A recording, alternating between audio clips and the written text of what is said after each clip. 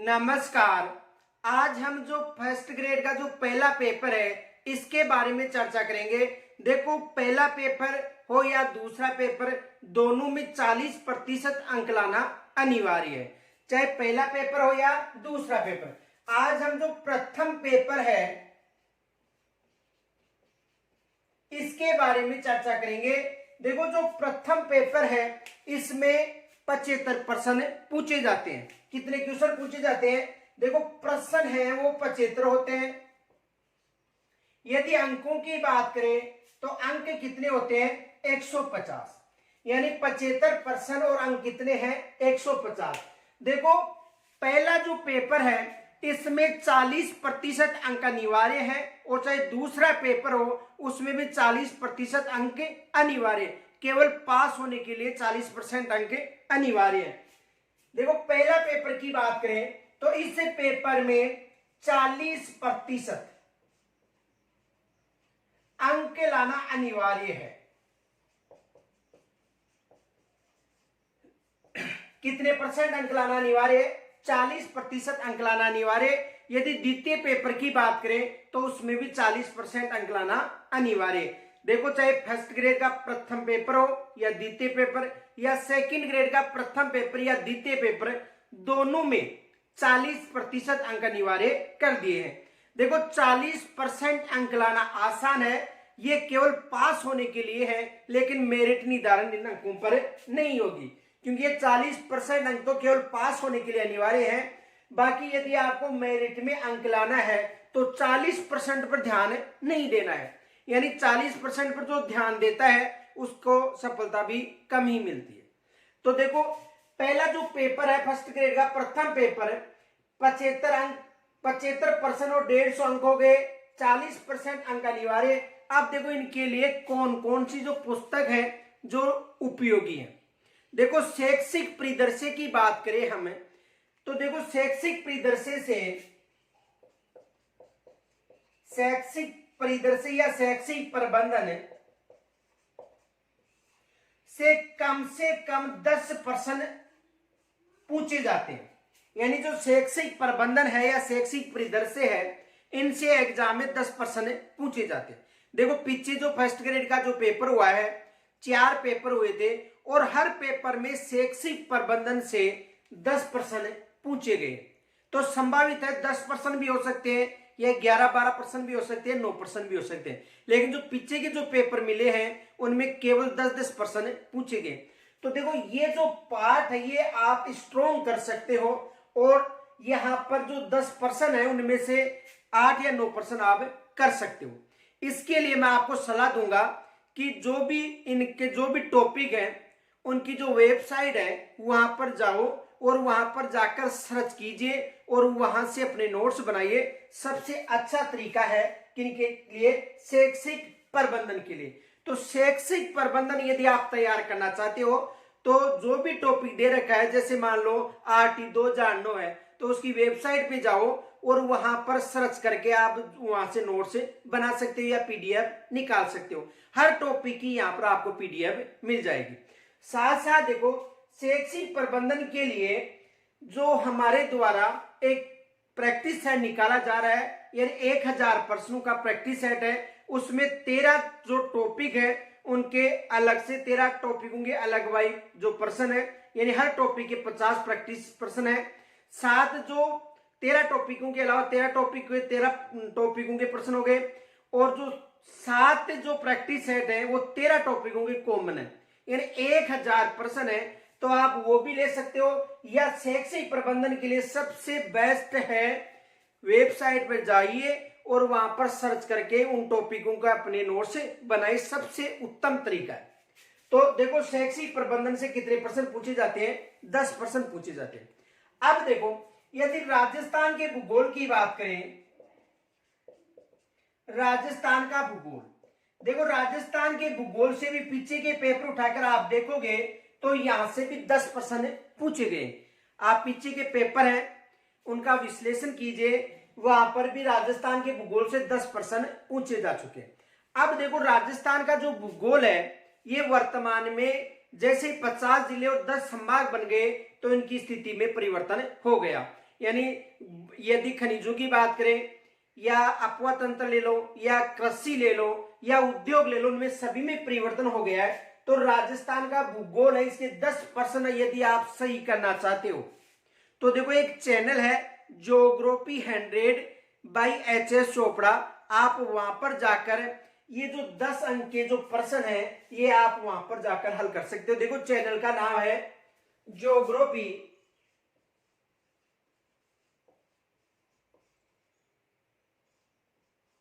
100 by HS Chopra. इस channel पर आप जो राजस्थान का जो भूगोल है, नवीनतम भूगोल ये चल रहा है, तो आप वहां पर जाकर इसके बारे में आप अध्ययन कर सकते हो। इनके साथ साथ देखो यूट्यूब पर आप जो भी टॉपिक डालोगे वो आपको वहां पर मिल जाता है, तो वहां पर सर्च करके भी आप इसका अध्ययन कर सकते हो। और हमारे द्वारा यहाँ पर प्रयास किया जा रहा है कि ये जो 10% है इनमें से कम 8 या 9% आपको वहां पर मिले। तो ये हमारा चैनल है ज्योग्राफी 100 बाई HS चोपड़ा, आप यहाँ पर जाइए और इन 10% का वहां पर आपको मटेरियल मिल जाएगा। अब देखो इसके साथ ही यदि बात करें समसामयिक, तो देखो समसामयिक के लिए यहां से भी लगभग 8 से 10% पूछे जाते हैं। किसी पेपर में 8% मिलेंगे आपको समसामयिक के यानी करंट के, और किसी पेपर में 9-10% मिलेंगे। तो देखो इसके लिए आपको सबसे बेस्ट पत्रिका है, एक तो क्रोनोलॉजी आती है, क्रोनोलॉजी आती है, अंतरराष्ट्रीय क्रोनोलॉजी वो ले लीजिए। इनके साथ साथ जो मूमल का वार्षिकांक आता है आप वो ले सकते हो। यानी यदि आप दोनों लेते हो तो मैं ये कह सकता हूं कि वहां पर आप 7-8% जरूर कर सकते हो। देखो छोटी सी बुक आती है दोनों, तो अंतरराष्ट्रीय क्रोनोलॉजी और जो मूमल का जो वार्षिकांक है आप ये ले सकते हो। क्योंकि जो मैं यहाँ पर जानकारी दे रहा हूं ये उनके आधार पर दे रहा हूं जो टॉपर्स रहे हैं उनके आधार पर दे रहा हूं, क्योंकि मैंने टॉपर्स से सलाह की थी और टॉपर्स थे, उन्होंने मुझे जो बताया वो मैं आपको बता रहा हूं। तो शैक्षिक प्रबंधन हो गया, राजस्थान का भूगोल हो गया, और समसामयिक जो 8-10 प्रश्न आते हैं याद रखना, अंतरराष्ट्रीय क्रोनोलॉजी और मूमल का वार्षिकांक आपको पढ़ना है। बाकी यूट्यूब पर आप देखोगे तो देखो यूट्यूब पर जो समसामयिक है उसके काफी चैनल है, लेकिन वहां पर 5% कराते हैं और 5% में लगभग 1 घंटा या 1.25 घंटा ले लेते हैं। तो आप 1 या 1.25 घंटा यदि, और उसके बाद भी यदि आप वहां पर नोट्स बनाते हो तो आपका करंट से संबंधित 2 घंटा वेस्टेज हो जाता है। तो करंट का यानी 2 घंटे यानी 5% हो गए और 2 घंटा। कोई भी चैनल देख लीजिए आप, वहां पर आप जो भी करंट के 5-7% उतारोगे तो आपका लगभग 1.5 या 1 घंटा समय व्यतीत हो जाएगा। तो मेरा मानना है 1 माह की जो पत्रिका है कौन सी, अंतरराष्ट्रीय क्रोनोलॉजी और मूमल का वार्षिकांक, तो वो ही यूट्यूब पर पढ़ाया जाता है, उसमें अलग अलग टॉपिक बनाकर पढ़ा दिए जाते हैं। तो मेरा मानना है, या आप चाहो तो यूट्यूब पर भी पढ़ सकते हो, मैं मना नहीं कर रहा हूं, लेकिन मेरा जब तक मानना है या जो टॉपर्स है उनका कहना है कि हमने समसामयिक के लिए अंतरराष्ट्रीय क्रोनोलॉजी और मूमल वार्षिकांक पढ़ा था और हमारे जो प्रश्न है वहां से हल हो गए थे। तो मैं आपको यही बता रहा हूं कि आप चाहो तो ये बुक ले सकते हो, और यदि आप अंतरराष्ट्रीय या राष्ट्रीय जो भी करंट जैसा भी पढ़ना चाहते हो यूट्यूब पर तो आप पढ़ सकते हो, लेकिन मेरा मानना ये काफी उत्तम रहेगा। अब देखो यदि विज्ञान की बात करें तो विज्ञान के लिए जो कक्षा 9 और 10वीं जो पुस्तक चलती है, यानी विज्ञान के लिए कक्षा 9 और 10वीं जो पुस्तक चल रही है वर्तमान में या पुरानी जो RBSE की, उनका अध्ययन कीजिए, वहां से हूबहू प्रश्न मिलेंगे आपको। जो पीछे पेपर लगे हैं उनका सर्च करना, और ये जो विज्ञान की कक्षा 9 और 10 की पुस्तक है यहां से लाइन टू लाइन प्रश्न आपको मिलेंगे। तो मेरा मानना है कि आप ये जो विज्ञान की पुस्तक कक्षा 9 और 10 यहां से आप अध्ययन कीजिए, टॉपिक वाइज आपके अच्छे प्रश्न होंगे। उसके बाद में यदि राजनीति विज्ञान की बात करें, राजनीति विज्ञान, तो देखो राजनीति विज्ञान से प्रश्न काफी डीपली पूछे जा रहे हैं, तो मैं उसके लिए एक बुक की सलाह दूंगा, देखो राजनीति विज्ञान के लिए आपको ये पुस्तक लेकर आनी है, यानी इससे बाहर कोई भी प्रश्न नहीं आएगा।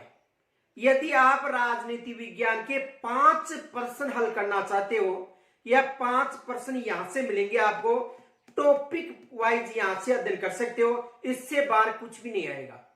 देखो भाषा थोड़ी डीपली है, लेकिन यदि आप इस पुस्तक से आप अध्ययन करते हो तो मैं ये बता सकता हूं कि आप 4 या 5 प्रश्न जरूर कर सकते हो, कम से कम 4 प्रश्न आप जरूर करोगे। तो राजनीति के लिए ये पुस्तक लेकर आनी है, भारतीय राज व्यवस्था एम लक्ष्मीकांत, ये पुस्तक आपके पास होनी चाहिए। उसके बाद में पॉलिटिकल का भी एक भी प्रश्न गलत नहीं होगा। कुछ प्रश्न है जो करंट बेस पर आते हैं, उसके लिए आप पत्रिका पढ़ रहे हो तो ये पुस्तक जरूर लीजिए। आगे देखो, राजनीति के बाद में यदि हिंदी की बात करें तो देखो हिंदी से भी यानी राजनीति विज्ञान से भी 5 प्रश्न पूछे जाएंगे और हिंदी से भी 5 प्रश्न। देखो हिंदी के लिए कक्षा 9 से 12 तक एक नवीन हिंदी व्याकरण चल रही है, कक्षा 9 से 12 तक। तो कक्षा 9 से 12 तक की जो हिंदी की जो नवीन व्याकरण है आप ये ले सकते हो, और इसका यदि बार बार अध्ययन करोगे तो काफी लाभदायक पुस्तक रहेगी आपके को, और यहां से अधिकतर प्रश्न पूछे जाते हैं। हिंदी 9 से 12 हिंदी यानी नवीन हिंदी व्याकरण के नाम से पुस्तक आ रही है, या जो वर्तमान में चल रही है एनसीईआरटी मान लो या आरबीएसई में, तो ये पुस्तक लेकर आनी है। तो राजनीति विज्ञान के लिए आपको लेना एम लक्ष्मीकांत जो आपको दिखाई है, हिंदी के लिए आपको 9 से 12 तक जो वर्तमान में आरबीएसई में चल रही है वो पुस्तकें लेनी है। अब देखो यदि गणित और रीजनिंग की बात करें तो देखो गणित और रीजनिंग के लिए, देखो रीजनिंग के लिए आप किसी भी गाइड का सहारा ले सकते हो, और गणित के लिए कक्षा 8, कक्षा 9 और कक्षा 10 की पुस्तक आप देख सकते हो। यानी इसके लिए देखो कक्षा 8,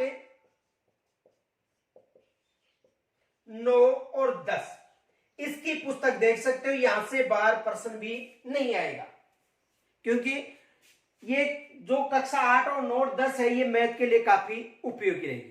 तो राजनीति विज्ञान हो गई, हिंदी हो गई, गणित रीजनिंग हो गई। रीजनिंग के लिए आप या तो यूट्यूब पर देख सकते हो या कोई सी भी गाइड ले सकते हो, या इसके लिए यूएस शेखावत की पुस्तक भी चल रही है, वो काफी बड़ी है, आप वहां से भी देख सकते हो, वो भी काफी अच्छी है यूएस शेखावत।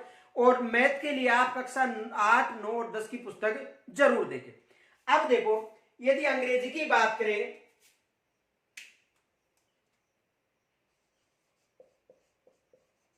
तो अंग्रेजी के लिए कक्षा 9 और 10 की जो व्याकरण है वो देख सकते हो, कक्षा 9 और 10, या कक्षा 8 की व्याकरण भी आप देख सकते हो।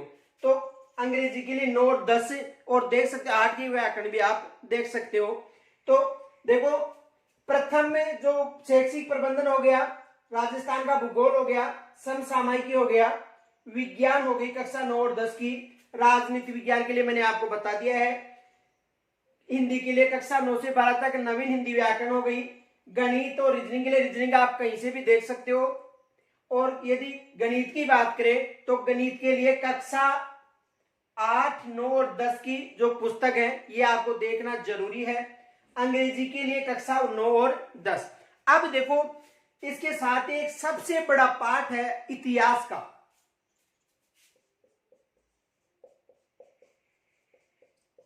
देखो इतिहास में जो इतिहास है ये भारत का इतिहास भी है, विश्व भारत का इतिहास है, साथ ही जो राजस्थान का इतिहास है, कला संस्कृति हो गई, ये पार्ट सबसे बड़ा है और यहां से कम 20% पूछे जाते हैं इतिहास से संबंधित। तो देखो यदि भारत और विश्व के इतिहास की बात करें तो आप उसके लिए जो आर्य कंपटीशन टाइम्स या किरण कंपटीशन टाइम की पुस्तक आ रही है, आर्य कंपटीशन टाइम या किरण कंपटीशन टाइम की पुस्तक आ रही है, या एक नाथ पब्लिकेशन की पुस्तक चलती है, वो भी अच्छी पुस्तक है। या आप हमारे से वन लाइनर नोट्स लेना चाहते हो तो आप हमसे भी संपर्क कर सकते हो, वन लाइनर नोट्स भी आपको मिल जाएंगे। तो देखो इतिहास के लिए आप भारत या विश्व के इतिहास की बात करें तो उसके लिए आप या तो वन लाइनर हमारे से इतिहास ले सकते हो, आपको नोट्स मिल जाएंगे, या आप आर्य कंपटीशन टाइम्स है या किरण कंपटीशन टाइम्स है वहां से ले सकते हो पुस्तक, या आप जो नाथ पब्लिकेशन की पुस्तक चल रही है, सबसे अच्छी पुस्तक चल रही है, आप वो भी ले सकते हो।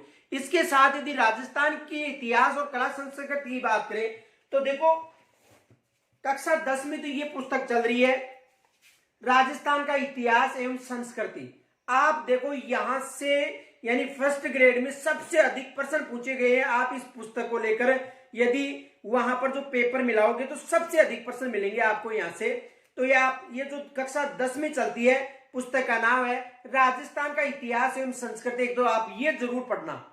इसके साथ साथ ही देखो राजस्थान का स्वतंत्रता संग्राम एवं शौर्य परंपरा, ये पुस्तक कक्षा 9 में चलती है, तो आप यहां से भी ये पुस्तक भी जरूर लीजिए। देखो हमारे द्वारा जो हिंदीकृत अकादमी की जो पुस्तक है, देखो हिंदीकृत अकादमी पुस्तक है, ये पुस्तक है जो किसके है, वो कमचंद जैन और नारायण लाल माली। तो हमारे द्वारा जो वन लाइनर नोट्स बनाए गए हैं इनमें एक तो इसका पुस्तक का सारा लिया गया है, साथ ही जो स्वतंत्रता आंदोलन है इसका सारा लिया गया है, और राजस्थान का इतिहास व कला संस्कृति, इन 3 पुस्तकों का हमारे द्वारा वहां पर जो वन लाइनर जो नोट्स है उनमें सहायता ली गई है। तो यदि आप वन लाइनर नोट्स लेना चाहते हो तो हमारे से संपर्क कर सकते हो, या आप ये 3 पुस्तक लेकर पढ़ना चाहते हो तो पढ़ सकते हो। इनसे बार एक भी प्रश्न नहीं आएगा और पीछे आए भी नहीं थे। कुछ प्रश्न हैं जो घुमा कर दिए जाते हैं, वो इन्हीं पुस्तकों में है। केवल आप यदि मनोयोग से अध्ययन करते हो तो आपको वहां पर समझ में आ जाएंगे। और भारत के इतिहास या विश्व के इतिहास की बात करें तो उनके लिए आप है वो केवल जो आर्य कंपटीशन टाइम्स हो गया, किरण कंपटीशन टाइम हो गया, ये आप नेट पर गूगल पर जाकर सर्च कर सकते हो, वहां पर भी आपको टॉपिक वाइज सामग्री मिल जाएगी। तो देखो सबसे जो प्रमुख पार्ट रहेगा इसमें आपको सिलेक्शन दिलाने वाला, वो एक तो इतिहास है। देखो यहां से आप अच्छा स्कोर कर सकते हो इतिहास से। इनके साथ साथ आप शैक्षिक प्रबंध भी अच्छा कर सकते हो। जो राजस्थान का भूगोल है ये भी आप अच्छा कर सकते हो। समसामयिक के लिए मैंने आपको 2 पत्रिका बताई है, आप एक बार उन 2 पत्रिकाओं का अध्ययन कीजिए डेली।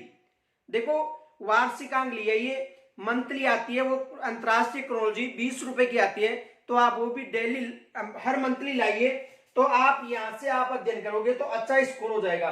तो मेरा कहने का मतलब है कि ये जो सामग्री यदि आप लेकर आते हो तो मैं ये बताना चाहता हूं कि आप 70% प्लस अंक ला सकते हो। इनके साथ साथ आप एक गाइड भी ले सकते हो, कोई सी गाइड भी हो जो आपको अच्छी लगे वो गाइड ले सकते हो। उस गाइड के साथ साथ ये तो होना जरूरी है। और यदि आप इनसे अध्ययन करते हो तो मैं ये कह सकता हूं जो टॉपर्स थे उनका मानना है कि हमने इन्हीं के आधार पर अध्ययन किया था और उनके आधार पर हमें टॉप रहे।